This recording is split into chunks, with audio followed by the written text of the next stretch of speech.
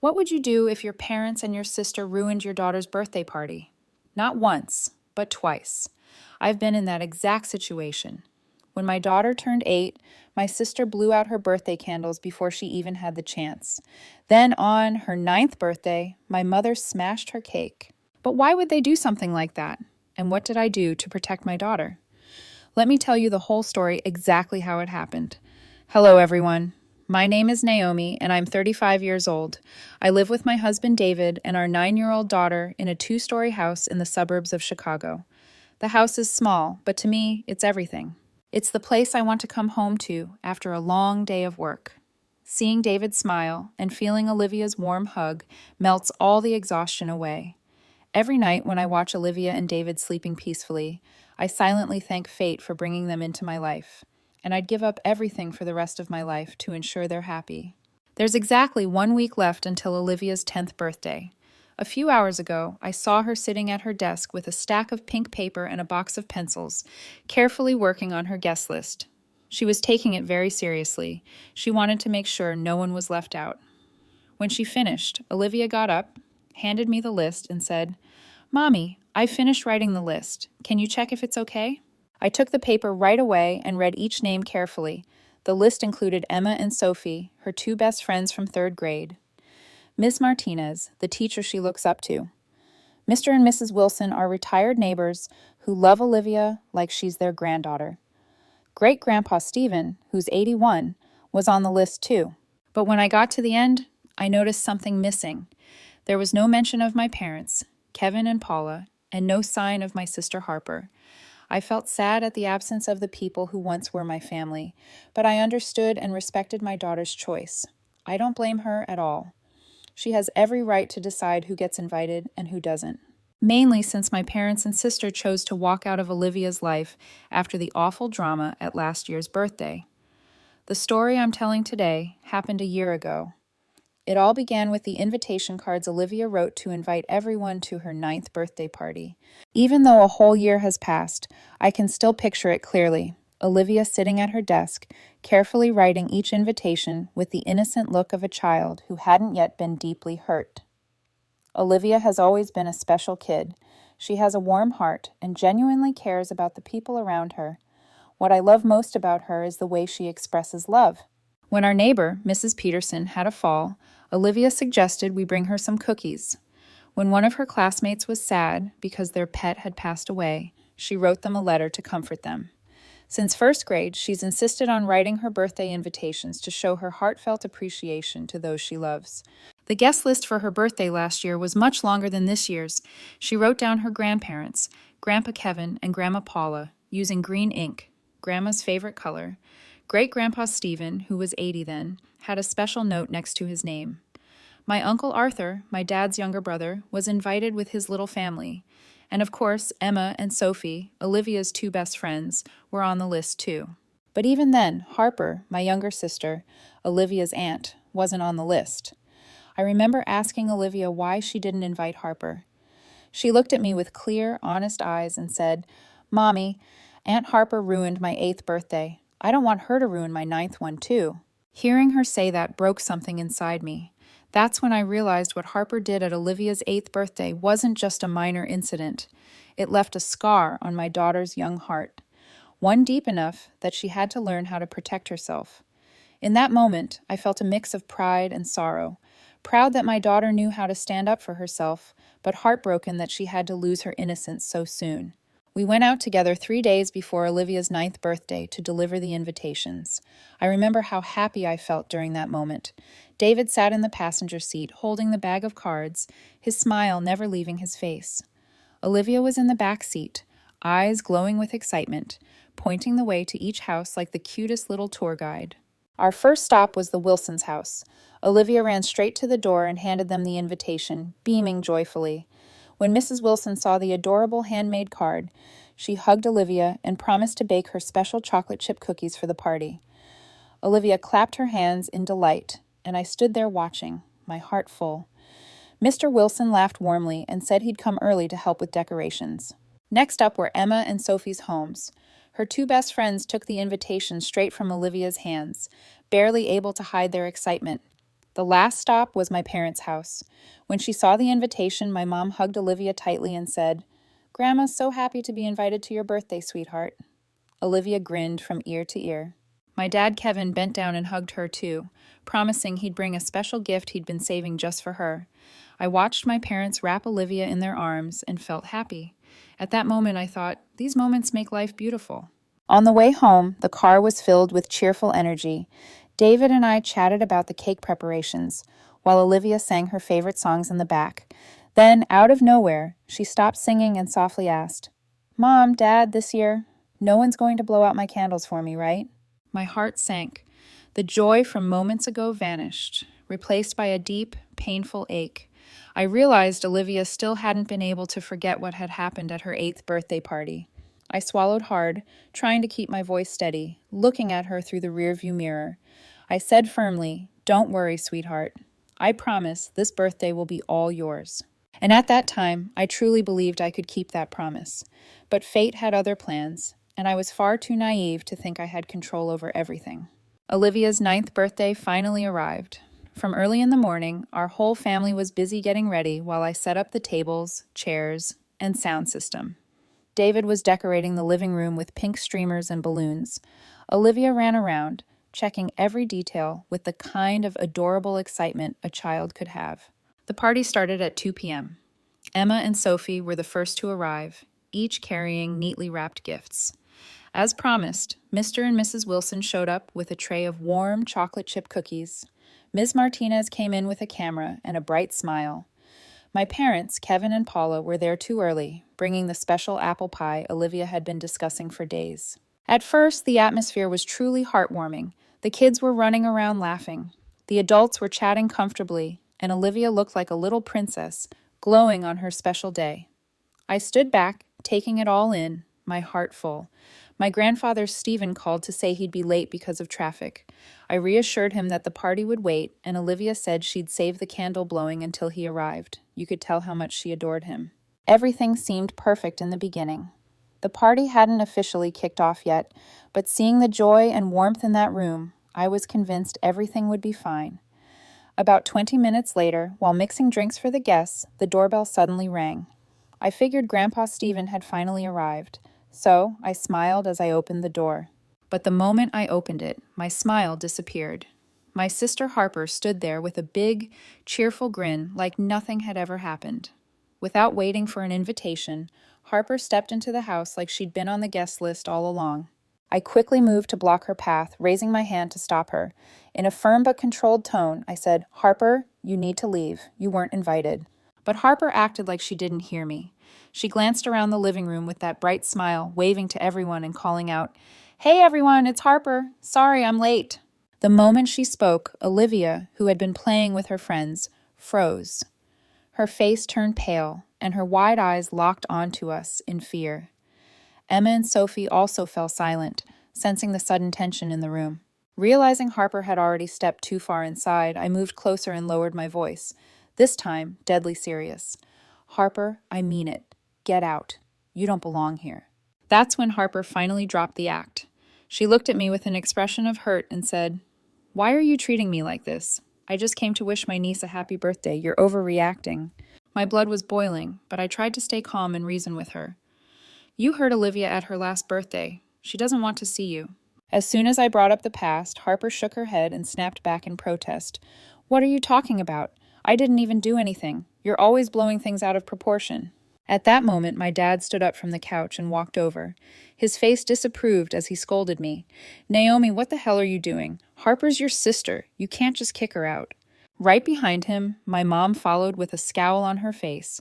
She pointed at me and snapped, "Exactly. Harper wants to celebrate Olivia's birthday. How could you treat your sister so rudely?" With our parents siding with her, Harper grew bolder. She crossed her arms and looked me dead in the eye. "See, even Mom and Dad think you're wrong. I have every right to be at my niece's birthday party." Hearing her say that, I felt something inside me crack. I was barely holding it together. But with guests in the room and my daughter watching, I forced myself to stay calm and said, "Do you remember what Harper did at Olivia's 8th birthday? Olivia chose not to invite her this year, and that's her right." When I said that, Harper immediately responded in a whiny tone. Why are you still holding a grudge? I didn't even do anything that bad. You're overreacting." Seeing she still refused to take responsibility, I clenched my jaw and gave her one final warning. "Leave now. I'm not doing this in front of my daughter and all our guests." But instead of backing down, things took a sharp, terrifying turn. In a rage over the fact that I wouldn't let her stay, my mom stormed toward the dessert table, her face red with fury.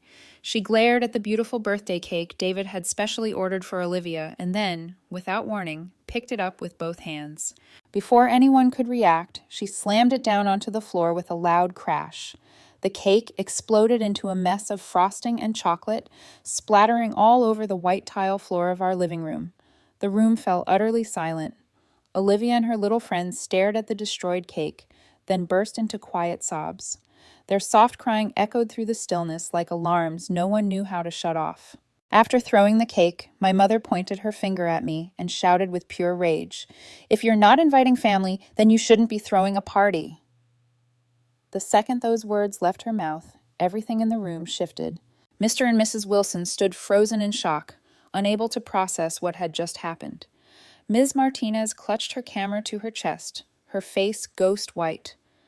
David stood by the table with his hand over his mouth, tears rolling silently down his cheeks. And me, I stood in the middle of the broken cake, feeling like the world had just collapsed around me. All I could think was, my mother just destroyed my daughter's birthday, and I had failed to keep my one promise to Olivia, that this party would be perfect. Staring at the destroyed birthday cake and hearing Olivia cry, I couldn't hold it in any longer. My anger exploded, and I shouted, "What the hell did you just do?" My mom turned to face me, her eyes full of defiance. "You want to know what I did?" she snapped.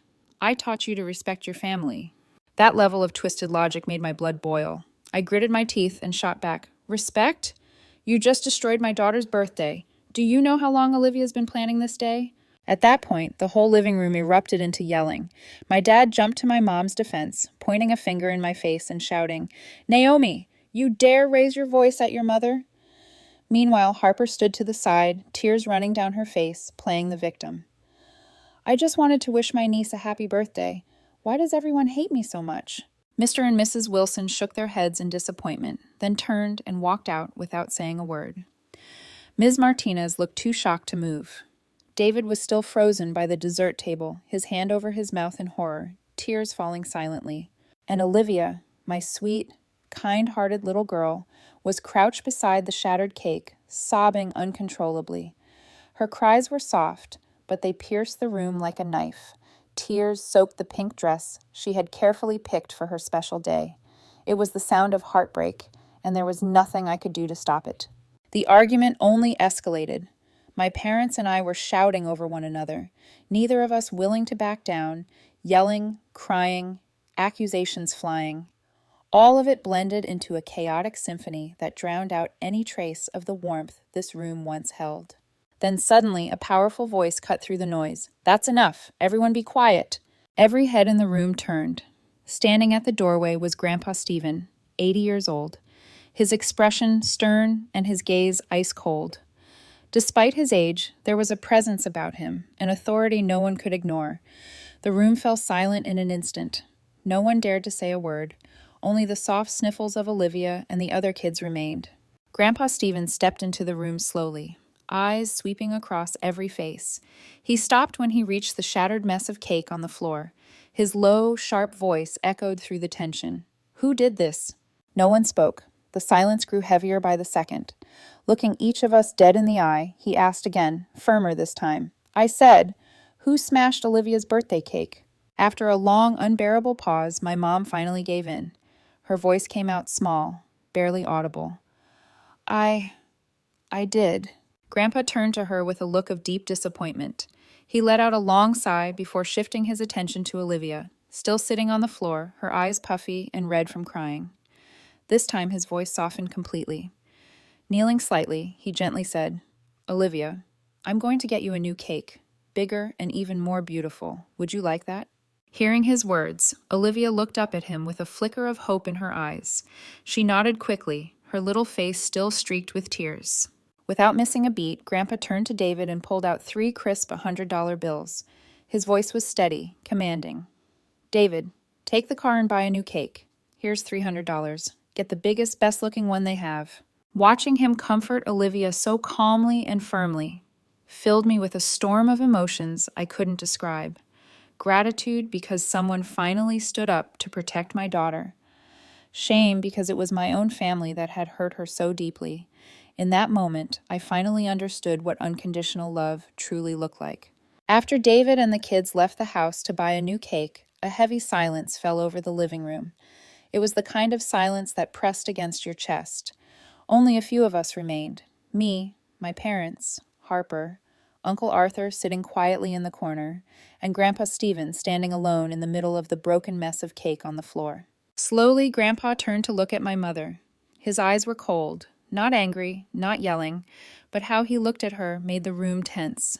His voice was calm, but carried a weight no one could ignore as he asked, "Paula, explain to me why you threw Olivia's birthday cake on the ground." My mom looked rattled, but still tried to defend herself. "I got too angry," she said. "Naomi didn't invite Harper to Olivia's birthday. I thought it wasn't fair to Harper."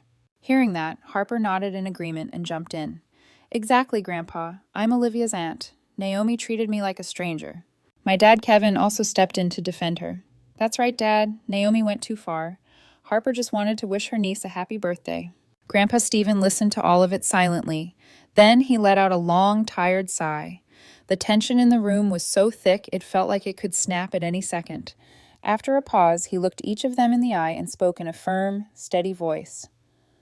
"Who gets invited to a birthday party is up to Naomi and her family. That's their decision." That one simple sentence hit the room like a thunderclap. My parents and Harper froze, stunned into silence. No one dared to say a word. And as those words echoed in my mind, I felt something shift inside me, something warm. For the first time in a long time, I felt seen, supported, and understood by someone in my family. After standing up for my family's right to choose who was invited, Grandpa turned to me with a curious look and asked, "Naomi, why didn't Olivia want to invite Harper? What happened?" I glanced at Harper, who stood nearby wearing that same indignant expression, then took a deep breath. It was time to tell the truth. I began explaining to Grandpa what happened at Olivia's 8th birthday, his absence that year due to a trip with his friends, and how everything had been going smoothly until the most critical moment of the entire party, the candle blowing. Olivia stood before the cake, her eyes lit up with joy. Everyone had just finished singing Happy Birthday and waited as she leaned forward to blow out the candles. But just as she was about to do it, Harper suddenly shoved her aside and blew out every candle herself. In front of everyone, Olivia froze. She just stood there stunned, not understanding what had just happened. Then she broke down into tears. Not because she was hurt, but because someone had stolen the most special moment of her birthday out of her hands. I remember it like yesterday. Olivia ran to her room crying all night. She kept asking me over and over again why Aunt Harper had done that, why she didn't let her blow out the candles on her birthday. When I finished telling the story, Grandpa nodded, understanding, but my mom immediately shook her head and protested. "Naomi, you're blowing this out of proportion. It was just a joke. Harper didn't mean anything by it." The moment those words left her mouth, something in me cracked. Old memories I had buried long ago suddenly rushed back like a flood. My childhood, all the years I thought I had forgotten. I remembered all the times I was compared to Harper. When I got an A, it was barely acknowledged. But when Harper got a B+, she was showered with praise. When I helped around the house, it was expected, "You're the older sister." But if Harper folded one towel, she was such a good girl. I remembered the arguments. No matter who was right, it was always, "You're the big sister, let it go." They believed her when she broke Mom's favorite vase and blamed it on me. When she took money from my wallet to buy candy and then lied that I gave it to her, they told me not to make a big deal. Those memories cut through me like knives, and in that moment, I realized something I hadn't said aloud. Harper had always been protected and excused, while I was expected to endure and sacrifice. That's why when I saw her hurt Olivia and then watched my parents excuse her again, just like they always had, I knew I couldn't let history repeat itself. My daughter would not grow up learning that being quiet meant being good, or that her pain didn't matter. She would not suffer what I had suffered, not while I was still standing. Back to my story. After hearing everything from beginning to end, Grandpa stood silently for a long moment. He looked down at the shattered birthday cake on the floor. then slowly raised his eyes toward Harper and my mother. The disappointment in his gaze was impossible to ignore. Finally, with a tone of authority that brooked no argument, he declared, "Harper and Paula, you were both in the wrong." My mom flinched at his words and immediately tried to defend herself. "Dad, what are you saying? I was just—" But before she could finish, Grandpa raised his hand to silence her and continued. "This was Olivia's birthday. No one has the right to hurt her on the most important day of her year." Harper's face twisted with frustration as she jumped in. "Grandpa, that's not fair. I just wanted to be part of the celebration." Grandpa turned to her with a stare that froze her in place. His voice dropped to a chilling calm. "By pushing aside an 8-year-old to steal her moment of blowing out the candles, that's how you participate?" For the first time, Harper had nothing to say. She lowered her head and stayed silent, afraid that Grandpa would keep asking questions she couldn't answer. Seeing her quiet down, Grandpa returned to my mom and gave a clear order. "Paula, clean up this cake now. And Harper, you're going to help her." Their faces were frozen in disbelief. But Grandpa wasn't finished. His voice sharpened with finality. "After that, both of you will apologize to Olivia for ruining her birthday today." Hearing that, it was like lightning struck the living room again. My mother, 58 years old, and Harper, now 30, were told to apologize to a 9-year-old, and not just told, commanded. You could see their pride take a direct hit. My mom's face drained of color, humiliated. Harper stood like a statue, stiff and silent. As for me, I felt something close to relief. Finally, someone was standing up for what was right. Someone in the family was being fair. Grandpa had become the judge no one else dared to be. But my father, he didn't feel the same. And the next thing he did would push the already unbearable tension straight over the edge. After hearing Grandpa's demand, my father couldn't take it anymore. He stood up, pointed a trembling finger at his father, and said with furious disbelief, "You're being completely biased. You're only listening to Naomi's side. How can you judge like that without hearing everyone out?" Right then, Uncle Arthur, my dad's younger brother, who had remained silent since the chaos began, stood up from the corner of the room. His voice was calm but firm as he spoke. "Kevin, you're wrong. Dad's not being biased. I've seen everything from the start." Paula threw a 9-year-old's birthday cake on the floor. Harper entered this house uninvited. Both of them were completely out of line. Hearing Uncle Arthur take Grandpa's side only made my dad more furious. He turned to his brother and shouted, "Shut up, Arthur! This has nothing to do with you!" But Uncle Arthur didn't flinch. He kept his composure and replied, "This has everything to do with me, Kevin. This is our family, and I won't stand by while these two hurt a child." That's when the shouting exploded. My dad stood fiercely by my mother and Harper, while Grandpa and Uncle Arthur stood with me. Voices rose, yelling over one another, each side more outraged than the other. Accusations flew. Old wounds resurfaced. The argument shook the house to its core. Even the few remaining neighbors who had stayed this long couldn't take it anymore. Quietly, uncomfortably, they excused themselves and left, unable to bear the boiling tension any longer. And I stood in the middle of it all, saying nothing. Somewhere deep down, I knew this moment was irreversible. The things said here, the lines drawn, they were going to change my family forever. The argument between my dad, Uncle Arthur, and the others was getting more intense. People were shouting across the living room, each trying to defend their point of view. The tension was so thick, it felt like things could explode. Suddenly, in the middle of all the chaos, Grandpa Stephen raised both hands and shouted in a commanding voice, "Everyone shut up!" His voice thundered through the room like a crack of lightning, freezing everyone in place. The whole room fell into complete silence, broken only by the heavy breathing of those who had just been yelling. Grandpa looked around the room, then turned to my mom and Harper with a stern expression. In a calm but unmistakably firm voice, he said, "This is my final request. Paula and Harper, you must apologize to Olivia right now." After Grandpa's words, my mom and Harper exchanged a glance, then shook their heads. My mom lifted her chin and replied defiantly, "I'm not apologizing. I'm her grandmother. I have the right." Harper nodded in agreement and added, "That's right. I'm Olivia's aunt. I don't owe a child an apology." Hearing the two women refuse, Grandpa stood still for a long moment. His face didn't show anger or surprise, just a chilling coldness. Finally, he nodded and said calmly, "All right." After that cold response, Grandpa pulled his phone out of his jacket pocket. He dialed a number and waited for the other end to pick up. When someone answered, he spoke clearly and firmly. "Hi, Robert, this is Stephen Miller. I need you to cancel my old will right now." That sentence hit the room like a bomb. Everyone froze in shock, unable to believe what they had just heard. My parents and Harper stared at Grandpa with wide, horrified eyes. A few seconds later, Grandpa continued speaking into the phone. "Come to my house tomorrow morning. We're going to draft a completely new will. I want to remove certain people from it." At that moment, the three of them looked like they were paralyzed. My dad's mouth hung open, no sound coming out. My mom shook her head wildly like she couldn't process what she just heard. Harper stepped back, her face pale as a ghost. When the call ended, Grandpa looked at the three of them with a cold stare and said, "There's a lot I can forgive, but I will never forgive anyone who hurts an innocent child." My dad finally found his voice. He stammered, "Dad, you can't do this." Grandpa turned to him, voice firm. "I can, and I already did. This is my final decision." Standing in the middle of that chaos, it felt like I was watching an earthquake tear through my family. Everything I thought I knew about us was crumbling right before me.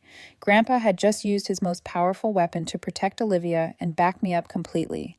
When Grandpa ended the call and declared they were out of the will, the living room shifted from a horror movie into a full-blown tragedy. The pride and defiance from earlier vanished instantly, replaced by sheer panic and overwhelming despair.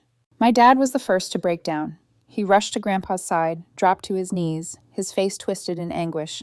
His trembling hands clutched Grandpa's sleeve as he begged, "Dad, please don't do this. I'll make Paula and Harper apologize to Olivia right now. I swear." Terror flooded the usually stern features of my father's face. I had never seen him look so scared in my entire life. My mom no longer cared about appearances either. She ran to her husband's side, knelt, and wrapped her arms tightly around Grandpa's legs. Her voice trembled as she whispered, "Dad, I know I was wrong. I'm sorry. I'll apologize to Olivia. I'll do whatever you want. Please don't cut me off." Harper stood behind them, her entire body shaking. Her face had gone pale, her eyes red with fear. She stammered, "Grandpa, I'm sorry. I was wrong. I'll apologize to Olivia right now. Please don't do this to me." Watching the three beg so desperately, Grandpa stood still like a stone statue. His face showed no emotion whatsoever. After a long, heavy silence, he shook his head with bitter disappointment and said, "You're apologizing for the money, not from the heart." Those words hit my dad like a jolt of electricity. He shot up from his knees, his face flushed with rage and despair. He pointed a finger straight at Grandpa and shouted, "You're being unfair!" That one sentence lit a fire in Grandpa I'd never seen before. His eyes flared with a fury that sent chills through the room. He straightened his back, locked eyes with my dad, and fired back with a voice sharp as a blade. "I'm your father. I have the right." Grandpa's voice no longer sounded like the gentle man I knew. It was the voice of a man who ruled with absolute authority, a voice no one could argue with. Then he turned to all three of them and ordered in an icy tone, "All of you leave now. I don't want to see your faces again." But instead of following his command, the three of them clung tighter to him, still begging, still pleading. They cried, they pleaded for him to change his mind. The scene turned chaotic, entirely out of control. Seeing them refuse to leave, and knowing the tension could explode at any moment, I realized I had to act. My hands shaking, I pulled out my phone and dialed 911. When someone picked up, I spoke loud enough for everyone to hear. "Hi, I need assistance. I have people refusing to leave my home after being asked to." As soon as I said it, all three turned to look at me, their faces frozen in disbelief and fear. Finally, they stood up and slowly walked out of the house without saying a word. That was the moment I realized I had just destroyed whatever was left of my relationship with my family with a single phone call. After my parents and Harper left the house in silence and shame, the place suddenly became eerily calm. No more shouting or arguing, just the soft ticking of the wall clock and the occasional sigh from us still standing. Grandpa and I stood in the living room staring at the shattered cake pieces on the floor, the remnants of a family war no one had wanted. The heaviness in the air felt like it could be sliced with a knife. Neither of us knew what to say after everything that had just happened. Right then, we heard the sound of a car door closing out in the driveway. David was back.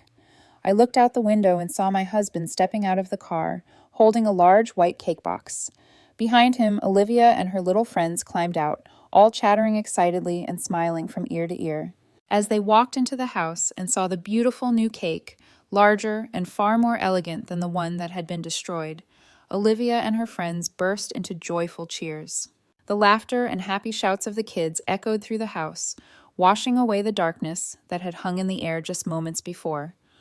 Olivia ran straight to Grandpa, threw her arms around him, and looked up at him with bright, sparkling eyes. She didn't ask where Grandma, Grandpa Kevin, or Aunt Harper had gone. In the innocence of childhood, all she cared about was having a new, even better cake for her birthday. David quickly cleaned up the mess on the floor while I reset the party table. We placed the new cake at the center, lit 10 little candles on top, their warm glow flickering like tiny stars, casting a magical light across the room. Once everything was ready, Olivia stood before the cake with a beaming smile. But instead of getting ready to blow out the candles, she turned to Grandpa and sweetly asked, "Great-Grandpa, will you blow out the candles with me?" At her invitation, Grandpa's face suddenly lit up. The wrinkles around his eyes seemed to soften, replaced by the kind, gentle smile I hadn't seen in a long time. He nodded and said, "Of course, sweetheart, let's do it together." Watching them lean in to blow out the candles created pure magic. As the flames slowly went out, the joy in the room only grew brighter. Emma and Sophie clapped with glee.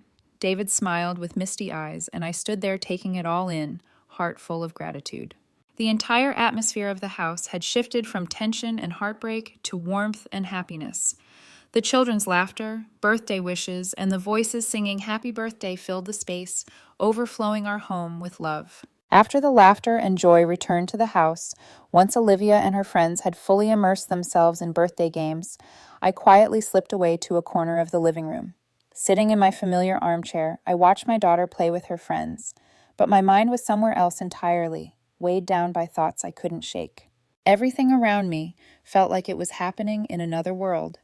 The children's laughter, the sound of games, the birthday wishes, all felt distant, like a movie I was watching from the outside. I sat alone, trapped in a silence no one else could hear. As of today, my relationship with my parents and with Harper is broken beyond repair.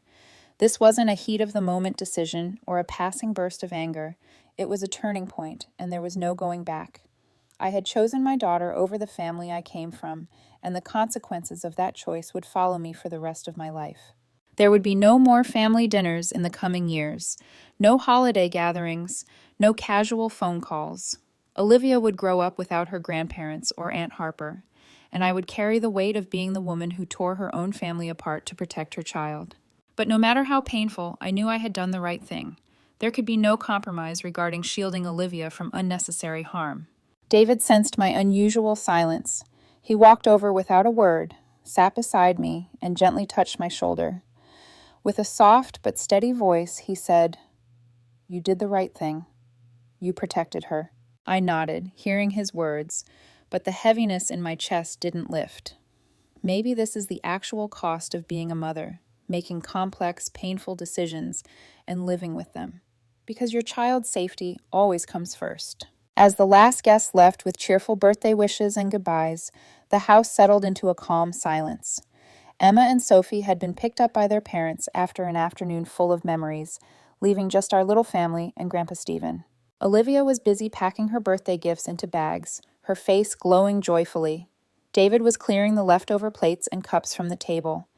Meanwhile, Grandpa and I sat quietly on the sofa, both of us still processing everything that had happened. It was Grandpa who finally broke the silence. He looked at David and me with gentle eyes, then spoke calmly, steadily. "A family needs someone to stand up for what's right. The inheritance is just a lesson. What matters is that Olivia grows up knowing fairness." Hearing his words lifted a massive weight off my chest. For hours, I had asked myself whether I had done the right thing, whether my decision had been too harsh. But his words felt like confirmation that my chosen path was the right one. I stood up, walked over to him, and bowed my head in deep gratitude. My voice wavered slightly with emotion as I said, "Thank you for standing by us. Thank you for protecting Olivia." Grandpa smiled, gently placing a hand on my shoulder, a gesture that felt like passing strength from generation to generation. Right then, Olivia came running out of the bedroom with her arms full of gifts. She dropped everything on the floor and ran straight into Grandpa's lap, hugging him tightly like she never wanted to let him go. In her sweet voice, she asked, "Great-Grandpa, will you come to every one of my birthdays from now on?" He wrapped his arms around her, his gaze as warm as spring sunlight. Stroking her hair, he replied with a kind smile, "As long as I can still walk, I'll always be there." Watching them hug, my heart swelled with an emotion I couldn't quite name. Even though I had lost my parents and my sister, Olivia still had her great-grandfather, a man who would always protect her and love her unconditionally. That, more than anything, is what truly matters. And it's why I know deep in my heart that I made the right decision today. A few days after Olivia's birthday, it felt like life was starting to return to normal. Olivia was still happily playing with her birthday gifts. David had returned to his usual work routine, and I was doing my best to refocus on projects at the office. But that peace didn't last long. My parents and Harper had been trying to reach Grandpa Stephen. They called nonstop, sent dozens of messages, and even mailed handwritten letters to his house, but Grandpa refused to respond to any of it. Every call was declined, every message ignored. They came to my house directly when they realized they couldn't get through to him. One Saturday afternoon, while I was watering the garden with Olivia, the doorbell rang. Through the window, I saw them, my parents and Harper, standing on the doorstep, their faces sunken, eyes red and puffy. I opened the door, but I didn't invite them in. Standing at the threshold, I looked at the three with mixed emotions, part pity, part guarded caution. My mom was the first to speak. She cried, begging me to convince Grandpa to change his mind. My dad bowed and apologized, promising to change his behavior toward Olivia. Harper kept repeating that she realized her mistake and would never hurt Olivia again. But the more I listened, the clearer it became that their apologies weren't genuine. Not once did they mention how they had hurt Olivia. Not once did they show genuine remorse for their actions. All they cared about was the will and Grandpa's money. With a calm but firm voice, I told them, "There's nothing I can do. Grandpa's decision is final, and I have no intention of trying to change his mind." As soon as they heard my refusal, their entire demeanor shifted. The tears and pleading stopped, replaced by anger and blame. My mother pointed a finger at me and shouted, "You ungrateful daughter! You destroyed this family!" My father jumped in too, his voice full of resentment. "You manipulated him to take the inheritance. You're selfish and greedy." But what shattered me most was when Harper pointed toward the house where Olivia was playing and said, "She's the one who ruined this family. A 9-year-old girl tore us apart." Hearing them blame my daughter made my blood boil. I stepped out the door, moved closer to them, and said through clenched teeth, "Don't you dare go after my daughter. I won't let it slide." My dad, now livid, yelled back with venom in his voice, "We regret ever having a daughter like you." That sentence hit me like a knife to the heart. After all these years, after everything I had done to keep this family together, this was what I got in return, curses from the very people who gave me life. After those bitter words, the three turned and silently walked away. I stood there watching until they disappeared, knowing this might be the last time I saw my family. A year has passed since that disastrous birthday, and I still remember every detail of that fateful afternoon like it happened just yesterday. Our family life has completely changed. No more tense phone calls with my parents. No more criticism about how we're raising our daughter. No more pressure to prove ourselves to those who are supposed to love us unconditionally. Olivia has grown up in a truly peaceful environment. She's learned that birthdays are special, her day, and no one has the right to take that joy away from her. She's learned that being loved doesn't mean tolerating wrong behavior, even if it comes from people who are supposed to care about you. David and I have grown closer too. We weathered a major family crisis together, and that made our bond stronger than ever.